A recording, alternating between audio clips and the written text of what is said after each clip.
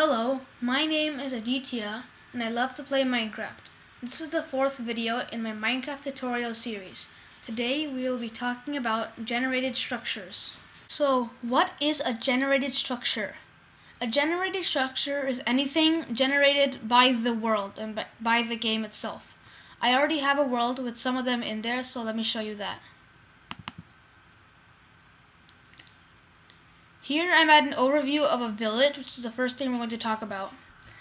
Now, a village is basically a bunch of houses connected by gravel roads and some farms. And there's also villagers living all around. So, this first place we're going to talk about, this here is the Blacksmith shop, which always looks exactly like this. It has some lava, furnaces, and this top is playing with stone slabs. So I'm going to walk inside, and it always has a chest here, which you can open, and it has some cool stuff in it. They can have like diamonds, obsidian, and iron, and things like that. The next one we're going to talk about is a library, which is distinguishable by the crafting table and all the bookshelves. Those are two kinds of houses you can find in villages, but there are many more types. The next part of villages are the farms here. There are three crops that villagers grow: potatoes, wheat, and let me see if I can find some carrots, which are over there. And a village can have many farms and sometimes only a few. The last part, and probably the most important one, are the villagers themselves. Villagers can have different professions, such as this white one here is a librarian. Hi, Mr. Librarian, I like you. Here is a butcher, who has trades related to meat. This one here is a farmer. Let's see. Some more farmers. Farmers are the most common villagers. Then this one here is a blacksmith. And then there's one more type. I'm trying to find one. Well, here he is. He's a priest. He has a purple robe on. Hi, villagers. I like you. You can also trade with them, such as this one would like 19 wheat for an emerald. So let's say I took out 19 wheat, or just 64 wheat really. Then I traded with him, and I got emeralds. That's one important part of villagers. So that's all about villages. Next we're going to talk about springs. There's one spring over here. So a spring is basically one block of water or lava anywhere on the map, and it can spill out and make a giant waterfall like this one. You see the source block is here, and it all spills down to this giant river here.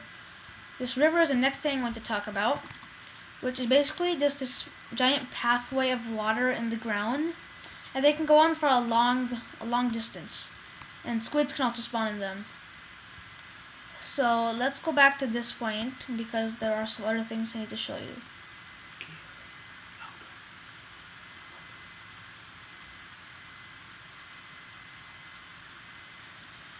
The next thing here is a lake.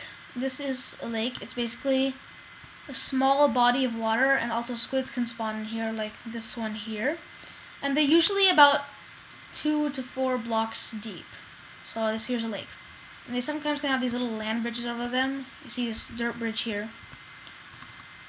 And then we're almost at the end. This is a cave. You can go. The caves usually go pretty deep, but sometimes they don't. And it's really easy to find ores here because they're all exposed. And mobs can also spawn in there, which makes it kind of dangerous to go in there. Lastly, we're going to talk about biomes.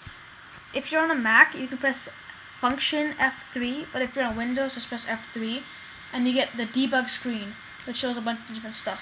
So let me pause the game so I can move the mouse around. First, shows you your version, frames per second, and memory used. Then it has your X, Y, and Z position in the game. And here's feet position for Y, eyes position for Y. Then the direction you're facing and the degrees. Then the biome, which is a desert, and we're going to talk about biomes in more detail. Then sunlight and other light. And then whether you're touching the ground or not. If you're touching the ground, it'll say true. If not, it'll be false. So, now let's talk about biomes. Here I'm in a desert biome, which is characterized by lots of sand, some dead bushes like these, and lots of cacti too. Then over here is a plains biome, which is usually almost totally flat, but not totally. And it's characterized by grass blocks and these little tall grass things here. Then over there where we saw the spring is an extreme hills biome, which is basically a bunch of giant hills that can sometimes reach up to cloud level. So you can see the biome is changing, and right now we're on the edge of the extreme hills, and now we're actually in the biome. So here is extreme hills. And then there's a few more I'm going to show you. This one here is a forest, which has oak trees and birch trees, which are, this is an oak tree, and that's a birch tree. And then there's one more over here. Just as a jungle biome, which are usually very big, and they have giant jungle trees, small jungle trees, lots of lakes, and sometimes these oasis-like places, which are lakes surrounded by slowly downward going land. So now let's talk about what biomes can be used for. Let's say I wanted some cocoa beans in survival. The only place I could find that is a jungle biome, because they can grow on these jungle trees only. Like those ones, like these ones I'm pointing at right now. If I wanted to find a birch tree, I'd have to go to a forest biome, because that's the only place you can get those. And if I wanted a good flat place to build without using super flat, a plains biome or desert biome would be a good place to go. Also, another thing that is very important, that has a very good connection to biomes, are snow golems, which are a type of mob that we'll be talking about in the next video. So if I make a snow golem here, a jungle biome is very humid, so the snow golem would die almost immediately. And snow golems leave a trail of snow wherever they go in most biomes, but in this plains biome, for example, it doesn't leave any snow. And in some biomes, like I think a forest, it might leave some snow. Yeah, see, it leaves snow in the forest, but not in a plains biome.